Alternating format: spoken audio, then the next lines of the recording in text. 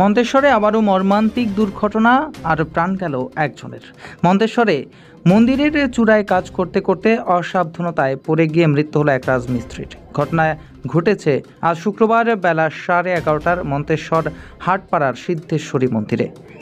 মন্তেশ্বর হাটপাড়া সিদ্ধেশ্বরী মন্দিরে একটি চূড়া নির্মিত হচ্ছিল। সেই চূড়ায় কাজ করছিল মুর্শিদাবাদ জেলার শক্তিপুর থানার অন্তর্গত বাজারশো গ্রামের এক রাজমিস্ত্রি, নাম নীলকণ্ঠ মণ্ডল, বয়স আনুমানিক 55 বছর। স্থানীয়দের বয়ান অনুযায়ী ওই রাজমিস্ত্রি মন্দিরের চূড়ায় কাজ শেষ প্রান্তে ডিজাইনের কাজ করছিলেন। কাজ শেষ করে রশি ধরে নিচে নামার সময় রশি ছিঁড়ে গিয়ে মন্দিরের চত্বরে পড়ে গিয়ে জখম হন। স্থানীয়রা তড়িঘড়ি তাকে উদ্ধার করে মন্তেশ্বর ব্লক প্রাথমিক স্বাস্থ্য কেন্দ্রে নিয়ে এলে কর্তব্যরত চিকিৎসক দেখে মৃত বলে ঘোষণা করেন। মন্তেশ্বর থানার পুলিশ খবর পেয়ে মৃতদেহ থানায় নিয়ে আসে। এই ঘটনায় মন্তেশ্বরের হাটপাড়ায় শোকের ছায়া নেমে এসেছে।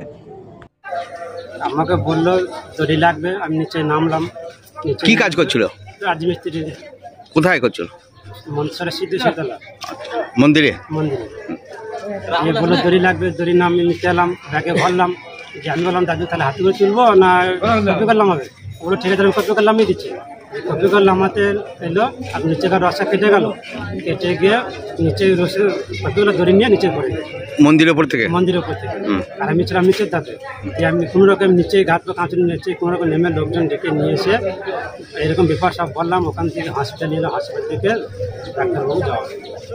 কি উনি মারা গেছেন? মারা এখন বডি কোথায় গেছে? বডি এখন মনসা থানা।